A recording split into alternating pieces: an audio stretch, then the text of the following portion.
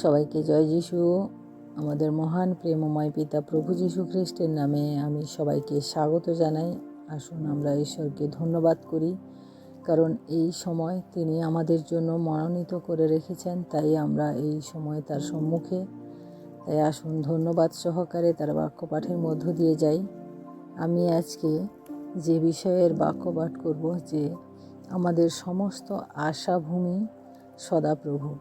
আমরা যদি সদাপ্রভুর উপরে নির্ভর করি, আমরা যদি সদাপ্রভুর উপরে আমাদের বিশ্বাস রাখি, তাহলে তিনি সমস্ত রকম নিরাশা থেকে আমাদেরকে আশায় নিয়ে আসবেন। আমাদের সমস্ত রকম নিরাশাকে আমাদের আশাতে পরিণত করবেন। আসুন আমরা সেই বিষয়ের উপরে আমি আজকে বাক্য পাঠ করি। আপনারা আমাদের সাথে আমার সাথে থাকুন। আমার এই চ্যানেলটিকে সাবস্ক্রাইব করুন, লাইক করুন এবং শেয়ার করুন। আমরা একসাথে এইভাবে প্রতিনিয়ত আমরা প্রার্থনায় এগিয়ে যাব ঈশ্বরের বাক্য দ্বারা। তাই আসুন আমি আজকে যে আশার সম্বন্ধে আপনাদের সামনে বলতে চেয়েছি, তা হচ্ছে যে সেই স্ত্রীলোক। আমরা জানি প্রত্যেকে যে বাইবেলে সেই স্ত্রীলোককে মথি লিখিত সুসমাচার তার 9 অধ্যায় আমরা যখন পাঠ করি, তার 20 পদে আমরা দেখি যে, আর দেখো 12 বৎসর অবধি প্রদর রোগগ্রস্ত একটি স্ত্রীলোক তাহার পশ্চাৎ দিকে আসিয়া তাহার বস্ত্রের থোপ স্পর্শ করিল, কারণ সে মনে মনে বলিতেছিল, উহার বস্ত্র মাত্র স্পর্শ করিতে পারিলেই আমি সুস্থ হইব। অর্থাৎ সেই স্ত্রীলোক যে 12 বৎসর, অর্থাৎ একদিন দুদিন নয়, পুরো 12 বৎসর। আমরা যদি দেখি যে আমরা মানুষ হিসেবে আমরা কী করি, আমাদের সমস্যা বা আমাদের যে পরিস্থিতি থাকে, সেই পরিস্থিতির সাথে আমরা অনেক সময় মানিয়ে নিয়ে সেই পরিস্থিতিতে আমাদের জীবনযাপন করতে আমরা শুরু করে দিই। সেই মহিলা যে 12 বৎসর ধরে প্রদর রোগগ্রস্ত, অর্থাৎ যার রক্তস্রাব ছিল, মেয়েদের এই রক্তস্রাবের ব্যাপারটা অনেক কষ্টদায়ক। তাই আমরা দেখি যে সেই মহিলা, তার কি ছিল, 12 বৎসর, একদিন দুদিন নয়, ঠিক 12 বৎসর ধরে সে এই রোগে আক্রান্ত ছিল। এবং আমরা দেখি যে সে পরে সুস্থ হয়েছিল। তার হয়তো সে প্রথমে যখন প্রথম তার সেই রোগটা হয়েছিল, সে হয়তো অনেক ডাক্তার দেখিয়েছে, অনেক কবিরাজ দেখিয়েছে, অনেক ওষুধ খেয়েছে, হয়তো তার সমস্ত আর্থিক সঙ্গতি সে নষ্ট করেছে তার সেই রোগ সারানোর জন্য। কিন্তু প্রিয়, তার সেই রোগ সারেনি। সে প্রতিনিয়ত চেষ্টা করতে 1 বছর 2 বছর এই করে সে 12টা বছর তার জীবনে এই জিনিসটাকে সে একটা পরিস্থিতি হিসেবে সে মানিয়ে নিয়েছে। আমরা দেখি যে যখন মানুষ কোনো পরিস্থিতির মধ্য দিয়ে যায়, প্রথমে সে হতাশা হয়, নিরাশা হয়, প্রথমে সে অনেক চেষ্টা করে, অনেক উদ্দীপনা তার মধ্যে, কি করে ভালো হবে, কি করবে। কিন্তু যখন দেখে যে সেটার থেকে তার কোনো রকম ভাবে কোনো সুরাহা হচ্ছে না, তখন কি হয় যে তার উপরে সে জীবন ধারণ করা শুরু করে দেয়। সে মনে করে নেয় যে এটাই আমার হয়তো জীবনে কপালে ছিল, এটাই আমার হচ্ছে। কিন্তু প্রিয় ভাই বোনেরা, আমরা দেখি যখন প্রভু যীশু তার সেই বিভিন্ন রকম আশ্চর্যজনক কাজ করতে শুরু করলেন, তখন সে কাজ তো আর এক জায়গায় লুকিয়ে থাকেনি। প্রত্যেকে জেনেছিল, প্রত্যেক ইসরায়েল জাতি বা জিহুদি জাতি প্রত্যেকে জেনেছিল যে প্রভু যীশু বিভিন্ন রকম অলৌকিক কার্য করছেন। সেই সময় সেই মহিলাও জানতে পেরেছিল যে এই রকম প্রভু যীশু নামে একজন কেউ আছেন, যিনি এই ধরনের অলৌকিক কার্য করছেন। অর্থাৎ তার যে আশা, পুনরায় তার আশা জাগ্রত হয়েছিল যে হয়তো কোনো দিন সে আবার সুস্থ হবে, কারণ যদি তার সাথে প্রভু যীশুর সাক্ষাৎ হয়। তো প্রিয় ভাই বোনেরা, আমরা দেখি যে প্রভু যীশু যখন সেই ভিড়ের মধ্য দিয়ে যাচ্ছিলেন, সেই মহিলা খবর হয়তো পেয়েছিল যে প্রভু যিশু তার বাড়ির সামনে দিয়ে বা তার রাস্তার সামনে দিয়ে প্রভু যিশু যাচ্ছেন, এবং সে যে দুরারোগ্য ব্যাধিতে আক্রান্ত, তার শরীরের অবস্থা আমরা প্রত্যেকে যদি অনুভব করি, যে আমরা প্রত্যেকে বুঝতে পারি যে একটা মহিলা যার 12 বছর ধরে রক্তস্রাব হচ্ছে, তার শারীরিক কন্ডিশন, তার শরীরের পরিস্থিতি কেমন হতে পারে। তাই সেই ভিড়ের মধ্যে তার কোনো অবস্থাতে সে প্রভু যিশুর কাছে হয়তো সে পৌঁছাতে পারবে না, এরকমই ভিড় ছিল। কিন্তু সে কখনোই আশা হারায়নি, সে কখনোই নিরাশ হয়নি। তার এইটা একটা ছিল, ইচ্ছা ছিল, যে বিশ্বাস ছিল। আশার সাথে শুধু আশা নয়, তার সাথে বিশ্বাস ছিল যে সে যদি কোনো ক্রমে প্রভু যিশুর বস্ত্রের একটা কোণাও যদি সে স্পর্শ করতে পারে, তাহলে সে সুস্থ হবে। তাই আমরা এখানে দেখি যে এই বাইবেলের সত্য বাক্য আমরা যখন পাঠ করি, মথে লিখিত সুসমাচার তার 9 অধ্যায়ে আমরা 21 পদে, আর সে মনে মনে বলিতেছিল, অর্থাৎ তার একটা সংকল্প ছিল, তার একটা চিন্তাধারা ছিল যে কোনো দিন কোনো সময় যদি সে প্রভু যিশু দেখা পায়, প্রভু যিশুর সাথে তার যদি সাক্ষাৎ হয়ে যায়, তাহলে কি হবে, সে সুস্থ হবে। সেই জন্য সে মনে মনে বলিতেছিল, উহার বস্ত্রমাত্র যদি আমি স্পর্শ করতে পারি, তাহলেই আমি সুস্থ হইব। আর তখন যিশু মুখ ফিরাইয়া তাহাকে দেখিয়া কহিলেন, বৎসে, সাহস করো, আমার বিশ্বাস তোমাকে সুস্থ করিল।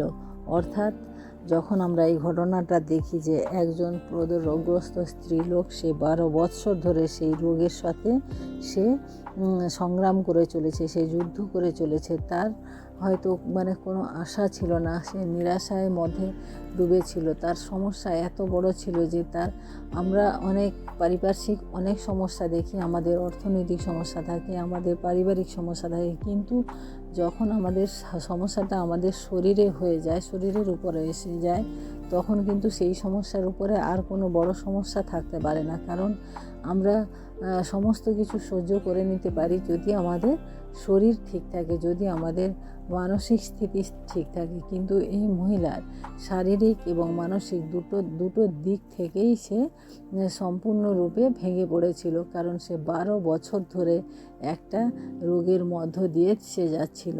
অর্থাৎ প্রিয়, আমরা এখানে দেখি যে প্রভু যিশু যখন আমাদের জীবনে প্রবেশ করে, প্রভু যিশু যখন আমরা তাকে স্পর্শ করি, তখন আমাদের সমস্ত সমস্যা, সমস্ত রোগ থেকে আমরা মুক্তি পাই। কারণ প্রভু যিশু সে আমাদের জন্য কালভারি ক্রুশের উপরে তার নিজেকে তিনি কালভারি ক্রুশের উপরে দিয়ে তার সেই রক্তের দ্বারা আমাদেরকে সুস্থ করেছিলেন, পরিত্রাণ করেছিলেন।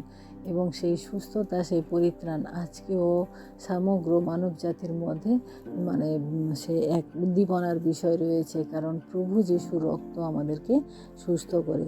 অর্থাৎ এখানে আমরা দেখি সেই মহিলা, তার সে আশা সে কখনোই ছাড়েনি, এবং আমরা দেখি যে পরবর্তীতে সে সুস্থতা পেয়েছিল। এখানে সে যে সুস্থতা পেয়েছিল সেটা ছিল কি অলৌকিক সুস্থতা, আশ্চর্যজনকভাবে। এভাবে প্রিয় ভাই বোনেরা, আমরা আমাদের জীবনের সমস্যা নিয়ে অনেক লড়াই করতে থাকি, কিন্তু যখন আমরা প্রভু যিশুকে পেয়ে যাব, যখন আমরা প্রভু যিশুর স্পর্শ পাব, তখন আমাদের এই সমস্যা কিভাবে আশ্চর্যজনকভাবে সমাধান হবে তা আমরা কল্পনাও করতে পারি না। তাই আমরা বিশ্বাস রাখি আমাদের প্রভু যিশু আমাদের জীবনের সমস্ত কিছু সমস্যা থেকে আমাদেরকে সমাধান করতে পারেন। আমি আরেকটি বাক্য পাঠ করি, মথে লিখিত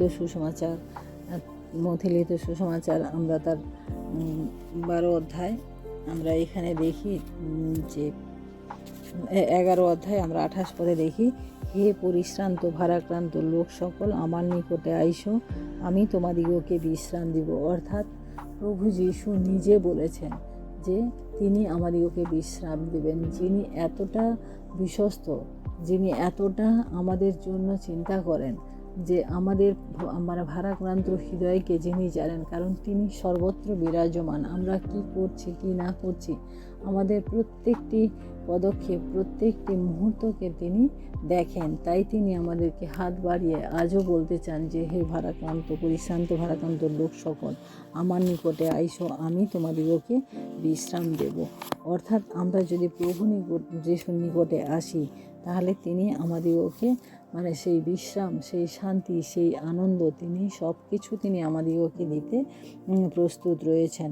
কিন্তু শুধু অপেক্ষা যে আমরা তার কাছে আসি কিনা। কিন্তু আমাদের জীবনে আমরা যদি তার কাছে আমাদের জীবনকে, আমাদের সমস্ত মন প্রাণকে আমরা যদি তার কাছে সমর্পণ করি এবং বিশ্বাস রাখি, সেই মহিলার মতো আমরা যদি আমাদের আশাকে প্রভু যিশুর উপরে স্থির রাখি, তাহলে তিনি আমাদেরকে আমাদের সমস্ত সমস্যা থেকে তিনি আমাদিগকে উদ্ধার করবেন। আমরা ইব্রিয় 10-এর 23 পদে আমরা দেখি, আইসো আমাদের প্রত্যাশার অঙ্গীকার অটল করিয়া ধরি, কেননা যিনি প্রতিজ্ঞা করিয়াছেন তিনি বিশ্বস্ত। অর্থাৎ এখানে আমরা দেখি যে সাধু পৌল বলছেন, আইসো আমাদের বিশ্বাসের প্রত্যাশার অঙ্গীকার। অর্থাৎ আমরা প্রত্যেকে কম বেশি আমাদের অনেক প্রত্যাশা থাকে, অনেক আশা থাকে। সেই মানে আশাকে আমরা অটল করে ধরি, কারণ যিনি প্রতিজ্ঞা করেছেন তিনি বিশ্বস্ত। অর্থাৎ প্রভু যিশু আমাদেরকে বলেছেন যে, আমি তোমাদের সমস্ত মানে কিছু প্রদান করব না। তিনি আমাদেরকে বলেছেন যে, তোমরা আমার কাছে যাচনা করো, আমি তোমাদিগকে দেব। তোমরা আমার দ্বারে আঘাত করো, তোমাদের জন্য আমি খুলে দেব। এই সমস্ত কিছু আমরা দেখি যে ঈশ্বর আমাদের জন্য প্রতিজ্ঞা করেছেন, এবং সেই প্রতিজ্ঞা তিনি কখনোই মানে আমাদেরকে নিরাশ করবেন না। আমরা জানি যে ঈশ্বর যখন আমাদের সাথে থাকেন, তখন আমাদের মানে সমস্ত রকম পরিস্থিতি থেকে তিনি আমাদেরকে উদ্ধার করতে সক্ষম রয়েছেন।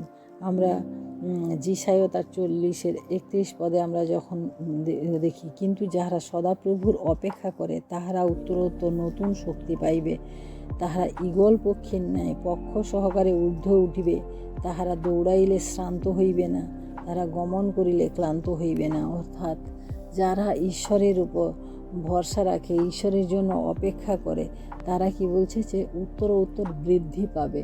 তারা কখনোই শান্ত হবে না, ক্লান্ত হবে না। তারা ঈগল পক্ষী সব থেকে উঁচুতে আকাশের উড়ে যায়, কিন্তু কখনো সে শান্ত হয় না। সে যতটা সম্ভব সে উড়ে চলে যায় এবং সে নেমে চলে আসে।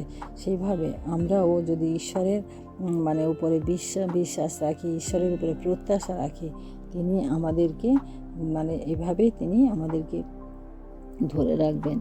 আমরা 2 বিবরণ তার 31-8 পদে দেখি, আর সদাপ্রভু আপনি তোমার অগ্রে যাইতেছেন, তিনি তোমার সহবর্তী থাকবেন, তিনি তোমাকে ছাড়িবেন না, তোমাকে ত্যাগ করিবেন না। ভয় করিও না, নিরাশ হইও না। অর্থাৎ আমরা যেন ভয় না করি, নিরাশ না হই, কারণ ঈশ্বর আমাদের অগ্রে সর্বদা তিনি রয়েছেন। তিনি আমাদেরকে কখনো ছাড়বেন না, কখনো ত্যাগ করবেন না। আমরা ঈশ্বরের বাক্য থেকে আমরা দেখি যে তিনি আমাদেরকে বারংবার তিনি আমাদের জন্য প্রতিজ্ঞা করেছেন। তাই আমাদের নিরাশ হওয়ার কোনো দরকার নেই। আমরা যিশায়া তার 43-2 পদে দেখি, তুমি যখন জলের মধ্য দিয়া গমন করিবে, আমি তোমার সঙ্গে সঙ্গে থাকিব। যখন নদের মধ্য দিয়া গমন করিবে, সেই সকল তোমাকে মগ্ন করিবে না। যখন অগ্নির মধ্য দিয়া গমন করিবে, তুমি পুড়িবে না, তাহার শিখা তোমার উপরে জ্বলিবে না। অর্থাৎ আমরা যেই পরিস্থিতিতে থাকি না কেন, যেই রকমভাবে থাকি না কেন, যদি আমরা জলের তলায়ও চলে যাই, সেখানেও ঈশ্বর আমাদিগকে রক্ষা করতে, সেখান থেকে উদ্ধার করতে তিনি সক্ষম। তাই প্রিয় ভাই বোনেরা, আমাদের মানে সমস্যা যতই পাহাড়ের মতো হোক না কেন, যদি আমাদের বিশ্বাস বা আশা ঈশ্বরের উপরে থাকে, তাহলে তিনি কখনোই আমাদিগকে ছাড়েন না, কখনোই তিনি আমাদিগকে পরিত্যাগ করেন না। তাই আসুন আমরা আজকে সুস্থির হই, আমাদের মানে হৃদয়কে ঈশ্বরের উপরে সুস্থির রাখি এবং আমাদের আশাভূমিকে আমাদের ঈশ্বরের উপরে রাখি। তিনি আমাদিগকে রক্ষা করবেন, তিনি আমাদিগকে সুস্থির করবেন। তাই আমরা আসুন ছোট্ট প্রার্থনা করি, আমাদের ঈশ্বরকে ধন্যবাদ দিই। Hallelujah, hallelujah, hallelujah. মহান প্রেমময় পিতা, তোমার মহানামের ধন্যবাদ প্রশংসা করি প্রভু।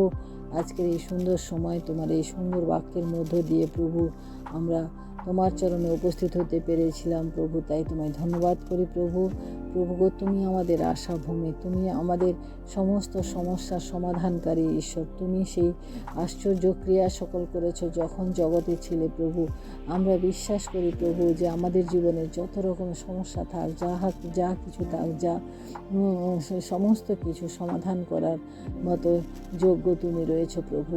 এবং তুমি সেই প্রতিজ্ঞা করেছো প্রভু যে তুমি আমাদের কখনো ত্যাগ করবে না, কখনো আমাদেরকে ছেড়ে যাবে না প্রভু, কারণ তুমি আমাদের সঙ্গে সঙ্গে রয়েছো, তুমি আমাদের আগে আগে রয়েছো প্রভু।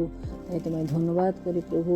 আজকে এই সময় প্রভু গো, আমি সমস্ত প্রিয় ভাই বোনদের জন্য আমি প্রার্থনা করি প্রভু, যাদের জীবনে যত বড় সমস্যা থাকুক, সে পাহাড়ের মতো যদি সমস্যা হয় প্রভু, আজকে এই সময় আমি বিশ্বাস করি প্রভু, যারা তোমাকে বিশ্বাস করে তাদের সমস্ত সমস্যার সমাধান হবে, তাদের সমস্ত দুঃখ কষ্ট দূর হয়ে যাবে, কারণ তুমি সেই একমাত্র ঈশ্বর, তুমি সেই একমাত্র পরিত্রাতা ত্রাণকর্তা ঈশ্বর, যে আমাদের সমস্ত কিছু দেখো প্রভু। তাই তোমায় ধন্যবাদ করি প্রভু। আজকের এই সুন্দর বাক্যের মধ্য দিয়ে প্রভু, সেই স্ত্রীলোক যে 12 বছর ধরে প্রভু সেই প্রদরগ্রস্ত ছিল প্রভু, তার জীবনের আশা ছিল না, সে নিরাশার মধ্যে ছিল প্রভু, কিন্তু প্রভু তুমি তার জীবনে নতুন আশা দিয়েছো প্রভু। তুমি যেখানে আসো প্রভু, সেখানে নতুন করে শুরু হয় প্রভু। তাই তো প্রভু গো, আমাদের সমস্ত পুরাতন বিষয় সকল আমরা পরিত্যাগ করে তোমাতে আমরা নতুনভাবে জীবনযাপন করতে চাই প্রভু। তুমি আমাদের দয়া করো, সাহায্য করো। তোমার অনুগ্রহ এবং তোমার দয়া আমাদের জন্য যথেষ্ট। সাধু পৌল বলেছিলেন যে তোমার অনুগ্রহ আমার জন্য যথেষ্ট প্রভু। সেই অনুগ্রহ তুমি আমাদিগকে দাও প্রভু। ধন্যবাদ, মহিমা, গৌরব, প্রশংসা তোমাকে দিয়ে এই বিনতি প্রার্থনা চাই আমাদের মুক্তিদাতা ত্রাণকর্তা প্রভু যীশু খ্রিস্ট তোমারই নামে, আমেন। সবাইকে জয় যীশু। সবাই ভালো থাকবেন, সুস্থ থাকবেন। জয় যীশু।